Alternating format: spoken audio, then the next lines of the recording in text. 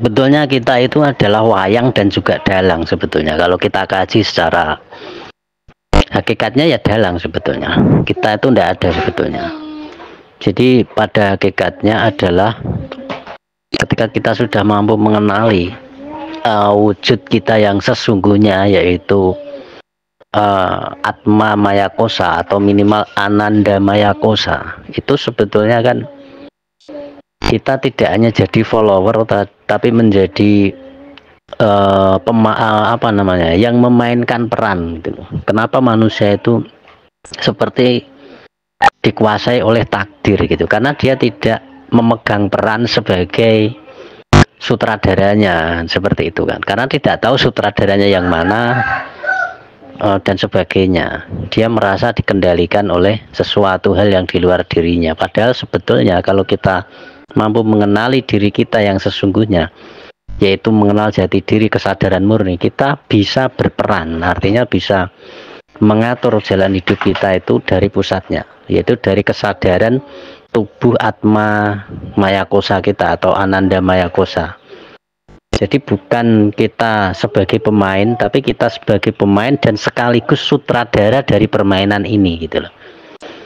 Nah, untuk mencapai itu kan kita harus mengenal dulu Ananda Maya Kosa atau Atma Maya Kosa itu kan. Jadi di manakah letaknya diri sejati atau Tuhan di dalam diri kita itu di mana?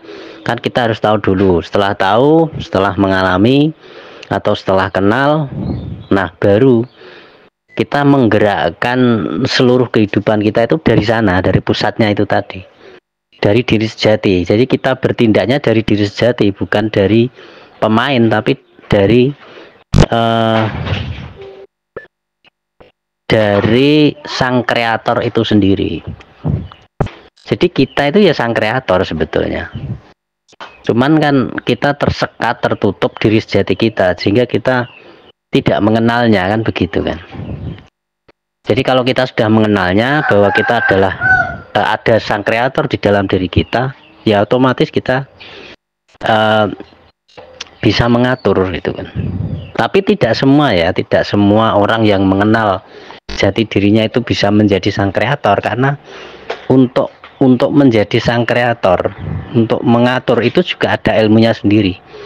Jadi untuk menjadi sang kreator itu ada ilmunya sendiri, untuk mengenal sang kreator itu juga ada ilmunya sendiri. Makanya di kelas itu yang khusus sabda itu kan, itu saya gabungkan bagaimana mengenal sang kreator, setelah mengenal mengaktifkan sang kreator untuk berkreasi lah, seperti itu.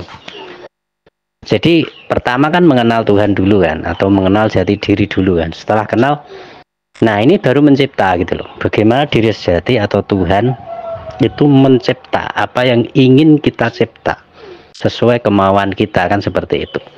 Nah, cara untuk mencipta ini ada ilmunya sendiri.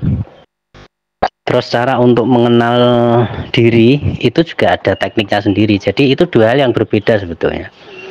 Jadi untuk menemukan sang kreator, orang yang menemukan sang kreator itu ya hanya menemukan saja, cuma kenal aja gitu. Kalau dalam ilmu spiritual itu, dalam kesadaran murni pada umumnya itu ya hanya kenal gitu loh. Setelah kenal ya sudah gitu.